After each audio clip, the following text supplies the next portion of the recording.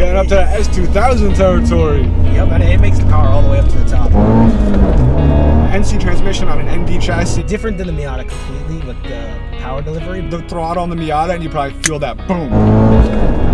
If they made this with a Targo, I think I would trade it in like right now. 1, 2, 3. Good morning. Well, at least it's morning for me. I'm going to meet up with Sacha's Garage. I'm sorry if I'm butchering your name. I'm not 100% sure how to pronounce it. I met him from Instagram, and he's like a few towns over. He has I think it's a 2022, but I know it's an ND2 Miata RF. I love the RFs. And, you know, an ND2 Miata really can't get more comparable to the 124 Spider that I'm in right now. He also has a Mini Cooper. But yeah, he's a few towns over, so I'm about to meet up with him. And we're just gonna, I don't know, talk cars, hang out, get some photos, maybe get some videos of my car, his car, maybe do some friendly polls to compare what a mostly stock ND2 Miata is like against a pretty modified 124 Spider. You know, as most of you guys know, if you watch this channel, this is running the Euro Compulsion Phase 3 tune with our larger 1446 Plus turbo, all available on our website at drivendistrict.com, as well as the full Ragazone exhaust system, which is on there too. So it's going to be a nice little time. I'm excited. There's not too many car folks around here that I meet up with. But yeah, I'm going to meet up with him in a few, and we will maybe do, yeah, you know what? I said mostly stock. He's got a Goodwin Racing exhaust from recollection. We sell the Ragazone exhaust on our website for the ND Miatas with the quad tips if anyone's interested. But I think he's got the Goodwin one, and I don't know what else. But like I said, going to hang out with another car enthusiast should be fun. I'll put his Instagram below if you want to follow him as well. I probably would have put it on screen already or again now. Again, Sacha's Garage, or I'll figure out how to pronounce the name when I get there, but should be nice. We'll see what we get out of this video. Catch you guys in a bit. Now the new ND2s, they rev out like pretty high, right? Like 7,500. Woo! Yeah, that's pretty cool. Sweet. Getting up to the S2000 territory. Yep, and it makes the power all the way up to the top. That's what's amazing about those. They make power all the way up. Is that hitting? I can't tell. I don't think so. That's just other shit rattling.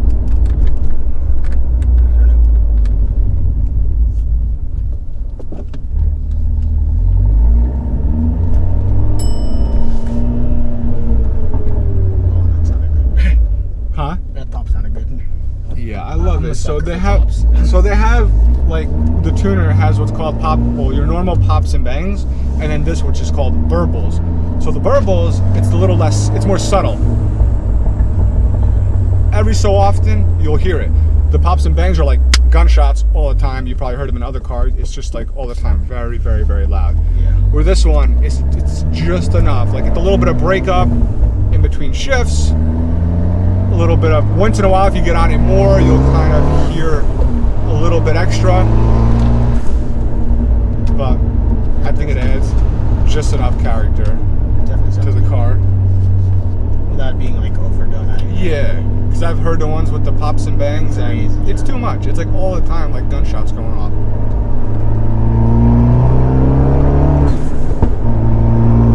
Like once in a while you'll get that pop in between more aggressive driving. The wastegate sounds great. Yeah, I got the Forge atmospheric blow valve. The factory, it's just like a recirculating diverter valve. I might as well get all the turbo sounds while I'm at it. Yeah, exactly.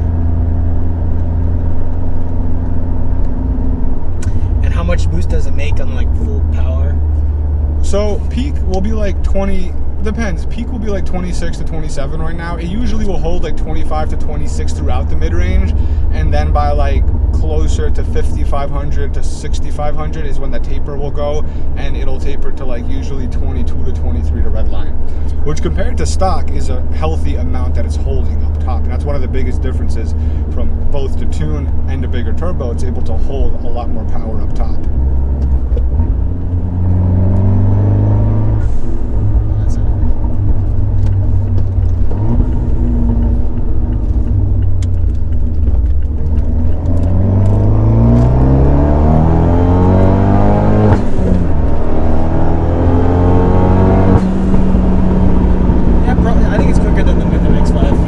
I think so. Yeah.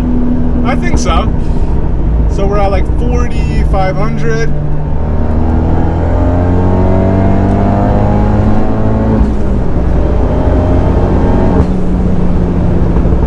Peak boost says 27.8. No boost dump. I don't know what I'm holding. This camera will tell us what we're holding, basically.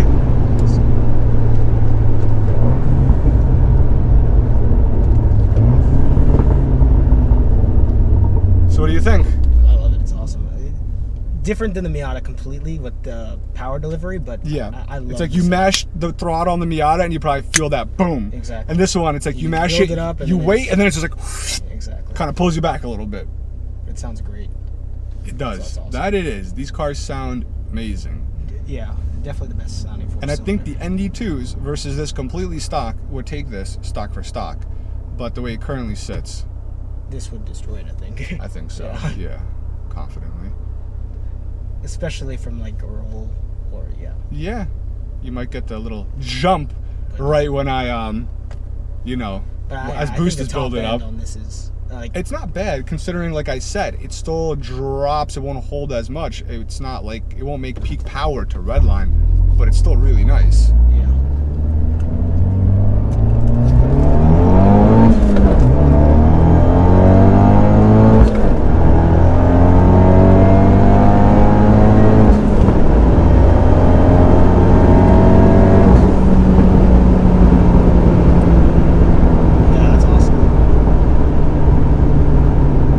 We have the same exact transmission.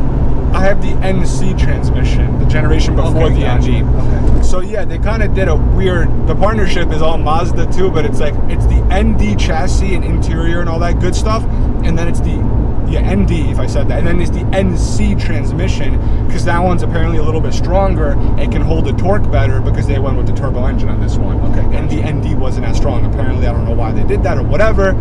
But apparently the NC has a stronger transmission, so it's an NC transmission on an ND chassis with a 120 with Fiat Italian styling and shared engine from everyone. There's Mopar stickers on the windshield. This thing's all confused basically. It's a Mopar Fiat, Italian, Japanese, Mazda. It's a little bit of everything. All right, so this dude told me that it's a Fiat Miata made by Chrysler. It's got a Mopar sticker on it. This car is all messed up, man. I think we need to take it to Maury and find the father. For a little 1.4 liter, it definitely packs a decent it's got punch to it. Definitely. Yeah, especially for the power to weight. That's what it is. A lot of people don't understand that. They hear the power numbers, which I don't even know exactly what they are on this. Like it might be a little over 200. They're like 200 wheel, that's it. But it's like you might be forgetting the car weighs under 2,500 pounds. So it's like you don't need that much. Where modern cars are like over 35 nowadays. And I mean, like 30 horsepower on like, let's say like a 3 Series BMW would be like really small gain in performance.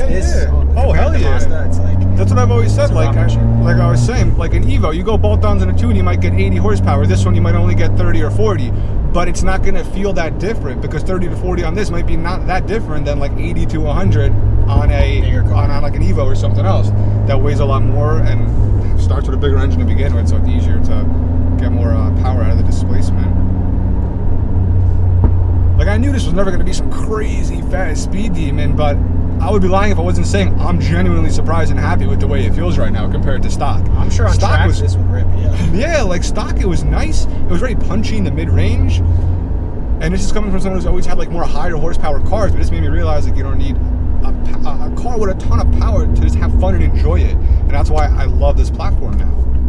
And I had an S2000, and that's kind of what led me to get this. Like they stopped making the S2000s, I regretted selling it, prices kept going up. It's like I can get an S2, but it would cost more than this.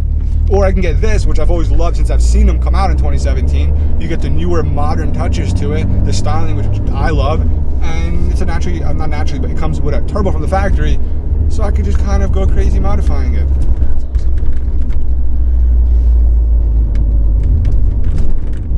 If they made this with a Targa, I think I would trade it in like right now. That much you don't like the soft tops? That's just my personal preference. I just don't like soft tops. It's just not my thing. Well, I'm glad they made the RF in this. Yeah, definitely. Because I'm not the biggest fan of convertibles to begin with. Some just don't look good at all. Like a 350Z convertible. Yeah, I totally agree. Same with the I think those 911. look so bad. Some cars will look good with it, and some just like don't work. Yeah. Like 350Zs and the 370Zs, like I can't with those.